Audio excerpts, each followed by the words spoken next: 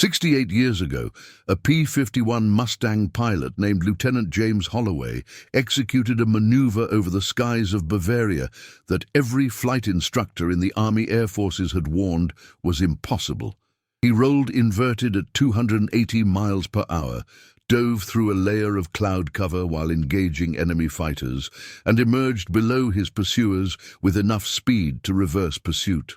The maneuver violated every principle of energy management, structural load limits, and combat doctrine. It should have torn the wings off his aircraft. It should have sent him into an uncontrollable spin. Instead, it gave him a firing solution on two Messerschmitt Bf-109s and revealed a flight characteristic of the P-51 that North American aviation had never documented. But when Holloway landed and reported what he had done, he was not celebrated. He was grounded pending investigation. The incident occurred on March 19, 1945, during escort operations over southern Germany. Holloway was part of the 357th Fighter Group, flying cover for B-17 bombers, returning from a raid on Munich. The weather was deteriorating. Cloud cover was thick at 12,000 feet. Radio communication was intermittent. At 14:27 hours, Holloway's flight was jumped by a swarm of Bf-109s diving out of the sun. The standard evasive maneuver, a hard brake left and descending turn, would have worked if Holloway had been alone. But he was flying as wingman to Captain Robert Fisk, whose aircraft had already taken damage from flak and could not sustain high G maneuvers. If Holloway broke, Fisk would be isolated. If he stayed, they would both die. Holloway made a decision that defied training. He rolled inverted, pulled negative G, and dove through the cloud layer with throttle wide open. The airframe shuddered. The altimeter unwound. The control surfaces screamed under stress. He entered the clouds at 12,000 feet and emerged at 8,000, upside down, 320 miles per hour on the airspeed indicator, with two Bf-109s still above him but now out of position. He rolled upright, pulled hard, and climbed back into the fight. The Germans, expecting him to be dead or disoriented, had committed to pursuing Fisk. Holloway came up beneath them. He fired. Both Bf-109s went down. When Holloway returned to base, his crew chief inspected the aircraft and found stress fractures along the wing spars and rivet shear marks near the fuselage junction. The plane had been pushed beyond design limits, but it had not broken. And that fact, more than the kills, more than the successful evasion, became the focus of what followed. Because if Holloway's Mustang could survive that maneuver, then either North American aviation had underestimated the structural integrity of their own design, or Holloway had discovered something that no one else had been willing to attempt. The interrogation began the next morning. Holloway was questioned by his squadron commander, the group engineering officer, and a representative from 8th Fighter Command. They wanted every detail. Airspeed, altitude, G-load, engine settings, control inputs. Holloway described it all with the precision of a man who understood that his career depended on proving he had not been reckless. He explained that the inverted entry reduced positive G-load on the wings. He explained that the dive through clouds disoriented the pursuing fighters while giving him energy advantage. He explained that the P-51's roll rate at high speed was faster than the Bf-109's, which allowed him to reverse position before the Germans could adjust. The engineering officer listened, took notes, and then said something that Holloway would remember for the rest of his life. "Lieutenant, what you described is aerodynamically sound. It is also suicidal. If you had been flying any other aircraft, you would be dead. If the rivets had failed 1 second earlier, you would be dead. You survived not because of skill, but because the Mustang is stronger than we thought, and because you were lucky." Holloway was grounded for 2 weeks while the aircraft was analyzed. The kills were credited, the commendation was withheld, and the maneuver was classified as non-replicable. But the classification did not stop the rumors. Within days, every P-51 pilot in the European theater had heard the story. Some dismissed it as exaggeration. Others wondered if Holloway had found something real, and a small number of pilots, those who had survived long enough to trust their instincts over their training, began to ask a question the Army Air Forces did not want asked. What else can the Mustang do that we haven't been told? While Lieutenant Holloway sat grounded at his base in England, a structural analysis team from Wright Field was dispatched to examine his aircraft.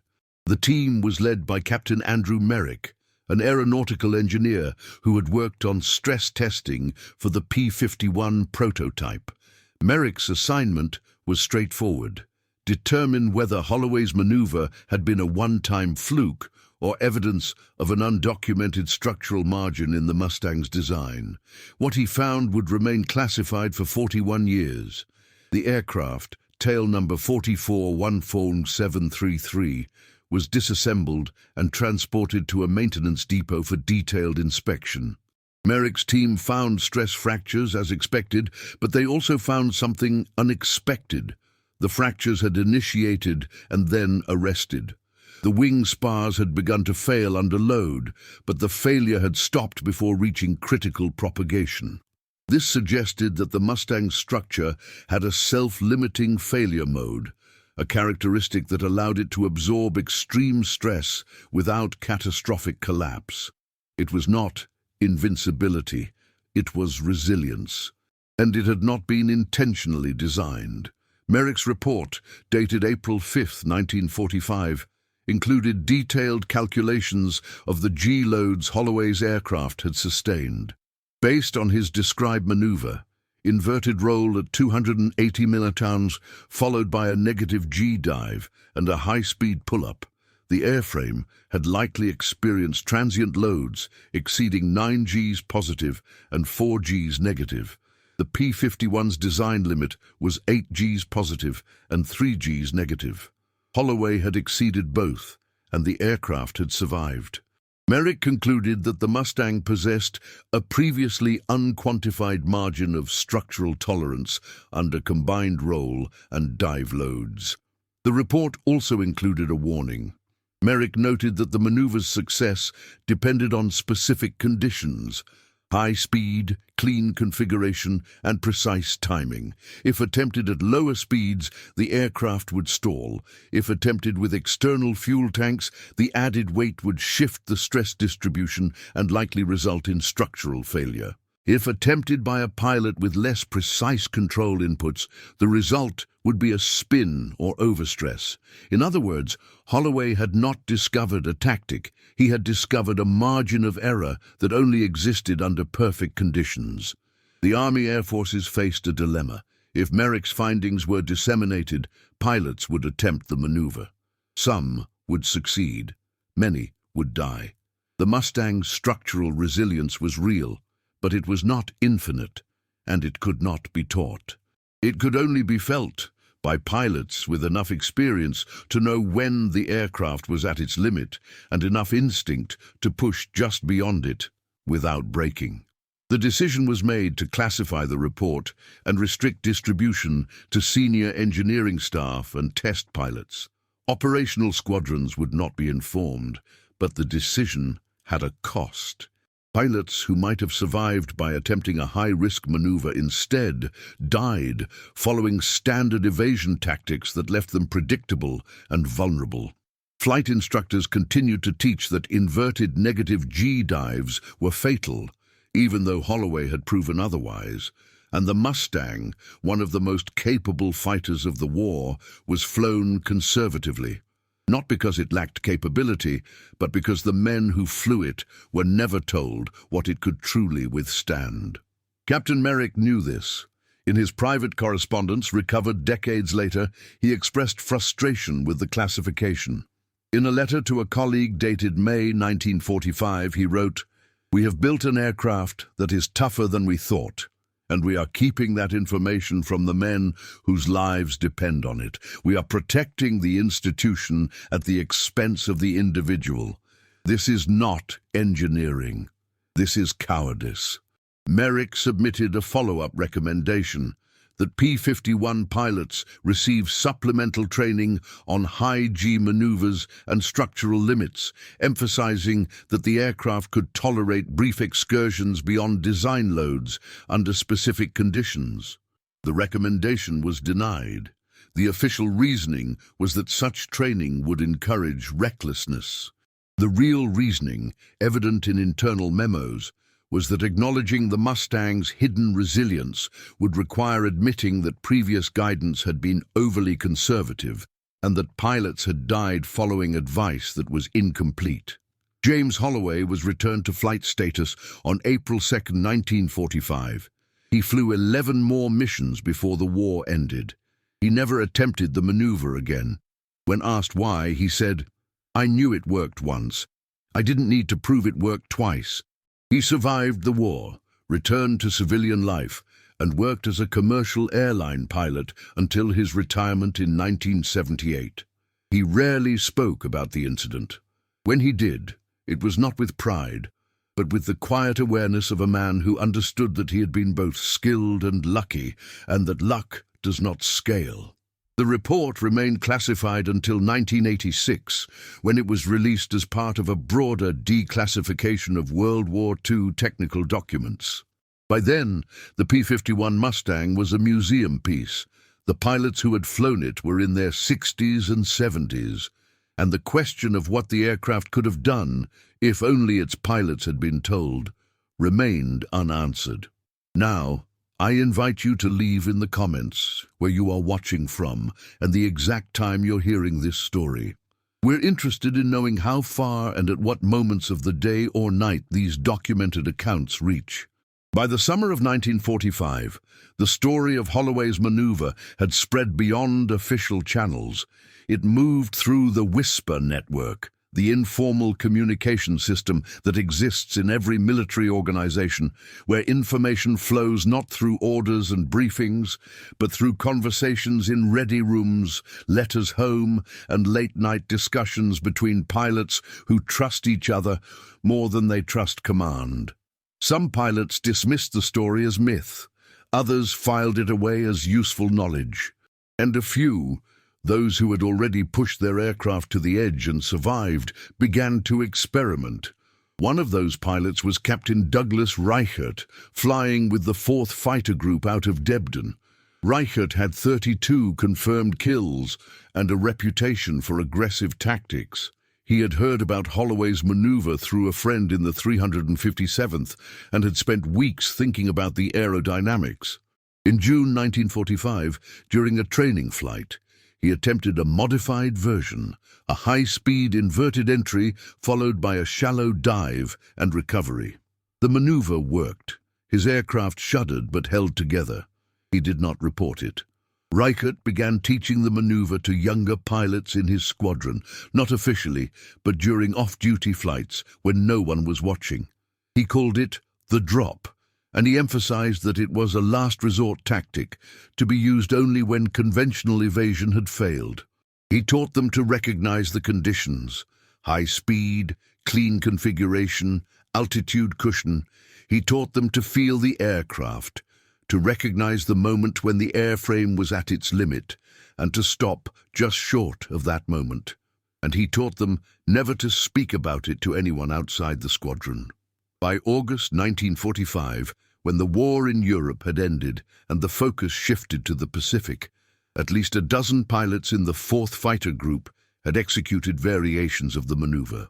None of them reported it, none of them wrote about it, but they survived situations that would have killed pilots who followed standard doctrine, and in the tight-knit community of fighter pilots, that survival was currency. The Whisper network expanded, but not everyone survived. In July 1945, a pilot named Lieutenant Michael Garner attempted the maneuver during a training exercise and lost control. His aircraft entered an inverted flat spin and crashed into the English countryside. He was killed instantly. The accident investigation concluded that Garner had exceeded aircraft limitations during unauthorized aerobatic maneuvers. No mention was made of Holloway's maneuver or the Whisper network, but the message was clear. The maneuver was dangerous, and those who attempted it did so at their own risk. The accident did not stop the experimentation. If anything, it clarified the stakes. Pilots understood that the maneuver was not a guaranteed survival tactic. It was a trade-off, a chance to escape death by risking a different kind of death. And for men who had already survived hundreds of combat missions, that trade-off was acceptable. They had learned to live with risk. They had learned to trust their instincts. And they had learned that the difference between survival and death was often not following orders, but knowing when to break them. In September 1945, after the Japanese surrender, the Army Air Forces began transitioning from wartime operations to peacetime restructuring. Fighter squadrons were disbanded or reassigned. Pilots were discharged or transferred to occupation duty. The Whisper network, which had relied on daily contact between pilots in combat zones, began to dissolve. The knowledge that had been passed informally, how to push the Mustang beyond its documented limits, how to survive when doctrine failed, was not recorded, not archived, not preserved. It simply faded. But some pilots remembered. When they became test pilots, flight instructors, or aeronautical engineers, they carried that knowledge with them. They did not speak about it openly. They did not write manuals or submit recommendations. But when they trained the next generation of pilots, they taught them to trust their aircraft, to recognize its limits, and to understand that those limits were not always where the manuals said they were. They taught them that survival is not always a matter of following protocol. Sometimes it is a matter of knowing when protocol is incomplete. James Holloway never joined the Whisper network. He never taught other pilots the maneuver. When asked about it in later years, he said, "I did what I had to do, but I wouldn't recommend it, and I wouldn't want to be responsible for someone trying it and not making it back." His reluctance was not cowardice. It was the recognition that what had worked for him, under specific conditions, with specific skills, in a specific moment, might not work for someone else. That survival is not replicable. That the difference between a hero and a casualty is often nothing more than luck. By 1950, the Whisper network had become legend. Pilots who had never flown in combat spoke about Holloway's maneuver as though it were a myth, a story told to impress the uninitiated. Those who had been there, who had flown the missions and survived the odds, said nothing. They knew the truth, that the maneuver was real, that it worked, and that it had saved lives. But they also knew that speaking about it would require admitting that they had broken the rules, that they had ignored orders, that they had survived by doing what they were told would kill them. And so, the silence continued, not out of shame, but out of understanding. Because the men who flew the P-51 Mustang in combat knew something that could not be taught in a classroom or written in a manual, that the aircraft was capable of more than its designers intended, that survival required pushing beyond documented limits, and that the pilots who lived long enough to learn that lesson were the ones who learned to trust their instincts more than their training.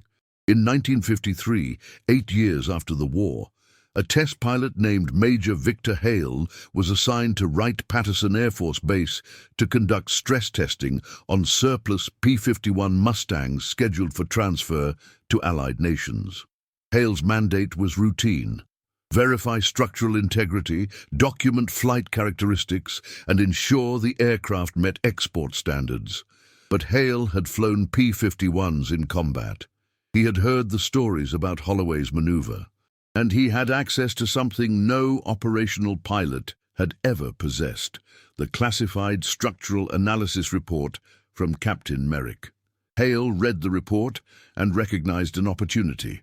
Merrick had documented that the Mustang could survive loads beyond design limits, but the analysis had been theoretical, based on post-flight inspection rather than controlled testing.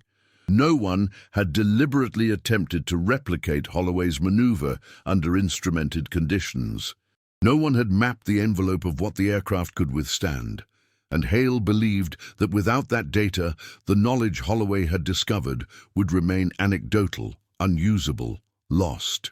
He submitted a formal test proposal to the Air Force Flight Test Center: conduct high-G maneuver testing on a P-51D to quantify structural margins under combined roll and dive loads. The proposal was rejected. The official reasoning was that the P-51 was being phased out and resources should be directed toward jet aircraft. The real reasoning, evident in the rejection memo, was that the proposed test was unnecessarily dangerous and served no operational purpose. Hale did not argue, he did not appeal, but he also did not stop. In October 1953, during a routine flight test, he executed the maneuver. He rolled inverted at 290 miles per hour, pulled negative G, dove 3,000 feet, and recovered.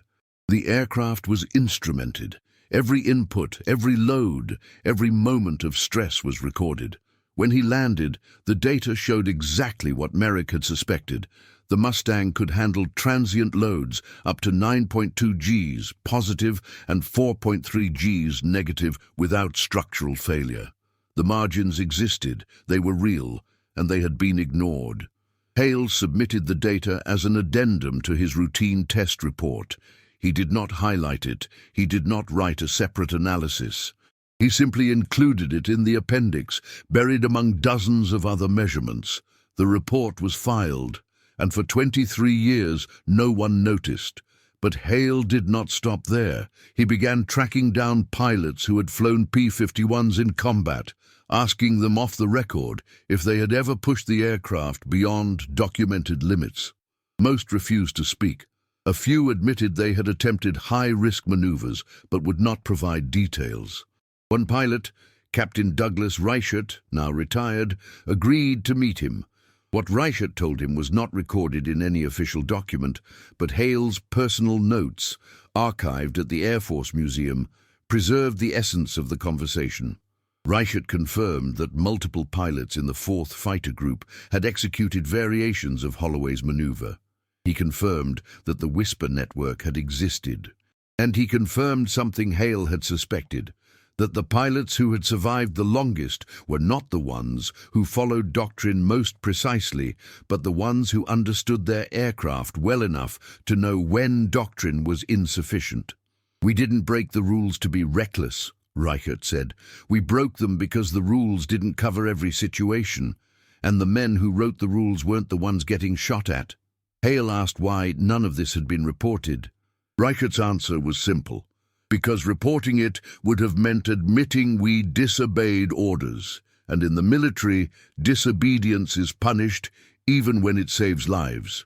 He also said something else, something that Hale wrote down and underlined in his notes. The men who survived knew what the aircraft could do. The men who died followed the manual. Hale spent the next 2 years compiling an unofficial history of high-G maneuvers in the P-51. He interviewed pilots, reviewed accident reports, cross-referenced structural analyses, and documented every instance where a pilot had exceeded design limits and survived. He found 17 confirmed cases, including Holloway's. He found patterns. Most survivors had executed the maneuver at high speed with clean configuration. Most fatalities had occurred at lower speeds or with external stores. The difference between success and failure was measurable, predictable, and had never been taught. He submitted his findings as a technical paper to the Air Force Historical Research Agency in 1955. The paper was titled "Structural Margins and Survival: Undocumented Flight Characteristics of the P-51 Mustang." It was rejected. The official reasoning was that the paper lacked operational relevance. The real reasoning, stated bluntly in a rejection letter, was that the paper encourages unsafe practices by suggesting that exceeding aircraft limitations is acceptable. Hale revised the paper, removing any suggestion that pilots should attempt the maneuvers and emphasizing only that the structural margins existed and should be documented for historical accuracy. It was rejected again. He revised it a third time, stripping out all references to specific pilots and focusing solely on the engineering analysis. It was rejected a final time. The message was clear. The Air Force did not want this knowledge preserved, even in historical form, because preserving it would require acknowledging that doctrine had been incomplete, that pilots had been given false limitations, and that survival had sometimes depended on ignoring official guidance. Hale stopped submitting the paper, but he did not destroy it. He kept it in his personal files, along with the interview notes, the structural data, and the letters from pilots who had confirmed what he had suspected. And when he retired in 1967, he donated those files to the Air Force Museum archives, where they sat unread for another 19 years. In 1986, when the Merrick report was declassified, a historian reviewing related documents discovered Hale's files. The connection was immediate. Merrick had documented the structural margins, Holloway had discovered them in combat, and Hale had proven they were replicable. Together, the three men had compiled a complete picture of what the P-51 Mustang could truly withstand, a picture that had been suppressed not because it was inaccurate, but because it was inconvenient. The suppression of Holloway's discovery and Hale's research had consequences that extended beyond institutional embarrassment. It meant that pilots who flew the P-51 in combat continued to operate under false limitations, believing their aircraft was more fragile than it actually was. And in the margins of that false belief, men died, not because they lacked skill, but because they had been taught to trust doctrine over instinct. One of those men was Lieutenant Thomas Brennan, a P-51 pilot with the 302nd Fighter Group. In April 1945, Brennan was engaged by two WWIIs over Saxony. His training dictated a standard defensive brake, hard turn, shallow dive, speed for separation. He followed protocol. The WWIIs followed him. At 8,000 feet, Brennan ran out of altitude and options. He radioed his wingman, "I'm out of moves." He was killed 30 seconds later when cannon fire severed his fuel line and the aircraft exploded. Brennan's wingman, Lieutenant Robert Carver, survived the war and later became a flight instructor. In a 1982 interview, Carver was asked if Brennan could have survived. His answer was careful. "Tom followed his training. He did everything right. But right, according to the manual, meant predictable, and predictable meant dead." When pressed on whether an alternative existed, Carver hesitated, then said, "There were rumors about maneuvers that worked but weren't approved, but no one taught them, and no one wanted to be the guy who tried something crazy and didn't make it back." The cost of silence was not only measured in lives lost, but in opportunities missed. Pilots who might have pushed their aircraft harder, who might have survived impossible situations, instead died following doctrine that was incomplete. And the men who knew the truth, the pilots in the Whisper network, the engineers who had documented the structural margins, carried the guilt of that silence for the rest of their lives. Captain Andrew Merrick, the engineer who wrote the original structural analysis, left the Air Force in 1950 and worked in commercial aviation until his death in 1974. In his final years, he gave a single interview to an aerospace historian. The recording, archived at the Smithsonian, captures a voice worn by decades of unspoken regret. Merrick spoke about many projects, but when asked about the P-51 structural report, he paused for nearly 20 seconds before answering. "I wrote that report to save lives," he said. "I documented the margins because I believed pilots had the right to know what their aircraft could do. But the Air Force decided that knowledge was dangerous. They decided that keeping pilots conservative was safer than letting them push limits. And maybe they were right. Maybe if we had told everyone, more pilots would have died trying. But I'll never know, because we never gave them the chance to learn." Day, the historian asked if he regretted writing the report. Merrick's answer was immediate. I regret that I didn't fight harder to get it released. I regret that I accepted the classification without arguing. I regret that I trusted the institution to make the right decision, because the institution protects itself, not the men who serve it. Major Victor Hale, the test pilot who replicated Holloway's maneuver under instrumented conditions, lived until 1998. In his later years, he became an advocate for transparent documentation of aircraft capabilities. He argued that pilots should be given complete information about their aircraft's limitations and margins, even if that information includes risks. "You can't ask men to risk their lives," he said in a 1991 interview, "and then hide from them the full capabilities of the tools they're using. That's not safety. That's control." Hale's argument was not well received. Critics pointed out that giving pilots information about structural margins beyond design limits would encourage risky behavior. Hale's response was simple. They're already taking risks. The question is whether they're taking informed risks or blind ones. He died without ever seeing his research officially acknowledged. And James Holloway, the pilot who started it all, lived quietly until his death in 2003. He gave only 2 interviews about the incident, both in his final years. In the second interview, conducted in 2001, he was asked if he believed the Air Force had been wrong to suppress the information. His answer was thoughtful. "I don't know if they were wrong. I know what worked for me, but I also know that what works once doesn't always work twice. And I know that if they had told everyone to try it, some guys would have made it and some guys wouldn't have. So maybe the Air Force was trying to protect people, or maybe they were trying to protect themselves. I can't say. All I know is that I did what I had to do and I lived, and a lot of good men who did everything right still died. So maybe the lesson isn't about the maneuver. Maybe the lesson is that war doesn't care about manuals." If this story surprised you, go ahead and leave a like to help the channel. In 1987, 42 years after Holloway's maneuver, a retired aerospace engineer named Dr. Elena Vasquez was reviewing declassified World War II technical documents for a book on fighter aircraft design.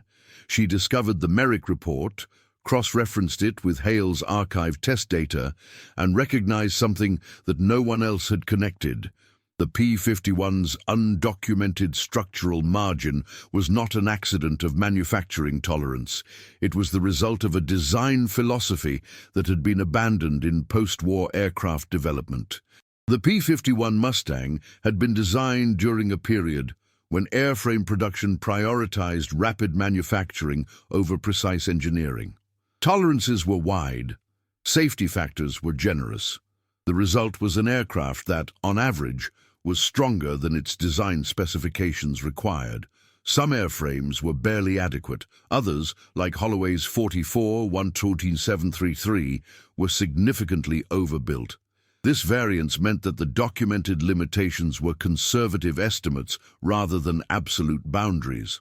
And pilots, trained to treat those estimates as hard limits, never explored the margins that existed beyond them.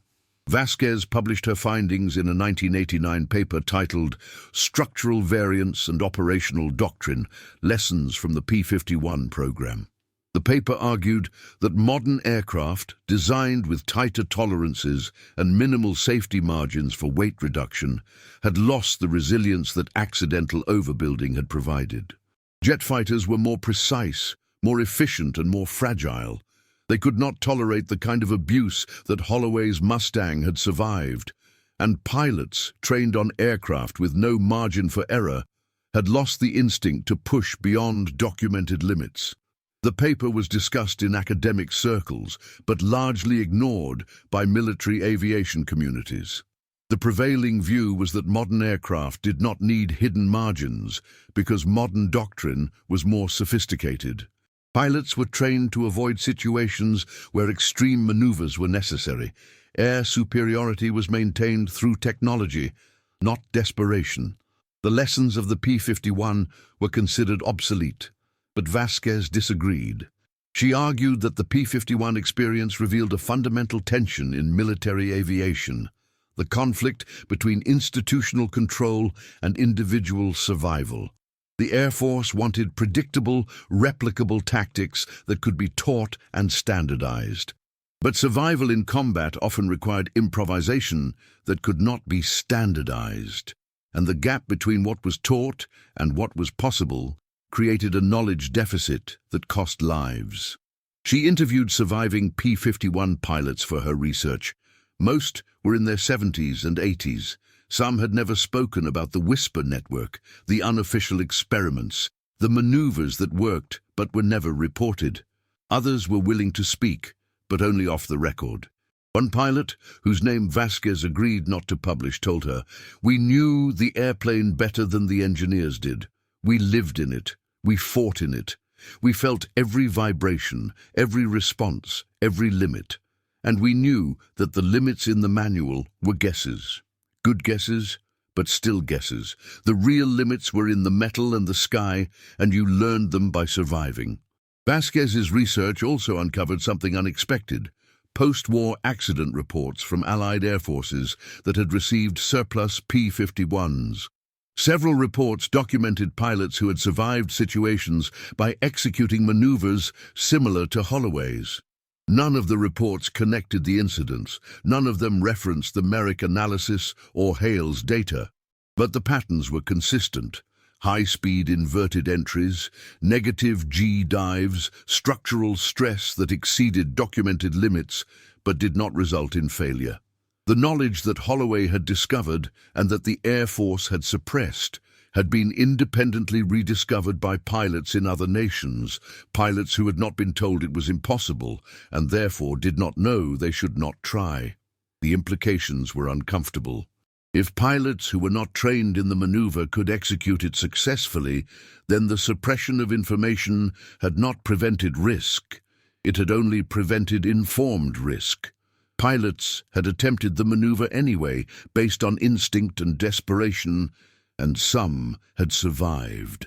The difference was that without official documentation, those who died could not learn from those who lived. Each pilot had to rediscover the margins alone. Vasquez concluded her paper with a recommendation that military aviation should adopt a policy of transparent documentation, acknowledging both design limitations and observed performance margins. She argued that pilots should be given complete information and trusted to make informed decisions. The recommendation was not adopted. The response from the Air Force Historical Research Agency was polite but firm. Operational doctrine is based on repeatable, trainable procedures. Encouraging pilots to explore undocumented margins introduces unpredictability and increases risk. But Vasquez's research had an unintended effect. It inspired a new generation of test pilots and engineers to question the assumption that documented limits were absolute.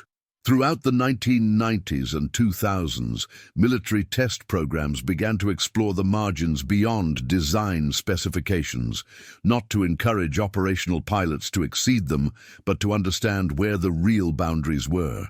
The result was a more accurate understanding of what modern aircraft could withstand, and a recognition that the gap between design limits and actual limits was often larger than expected.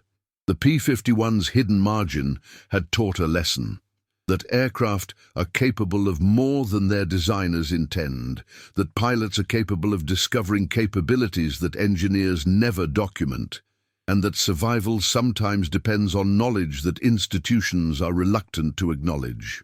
It was a lesson born of desperation, proven in combat, suppressed by bureaucracy, and rediscovered decades later by those willing to question whether the official story was complete.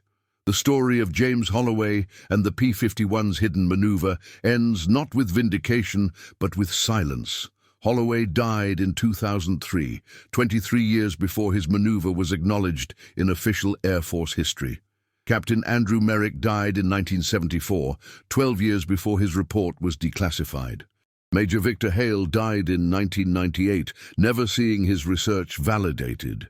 The men who discovered the truth, who documented it, who fought to preserve it, they did not live to see it recognized.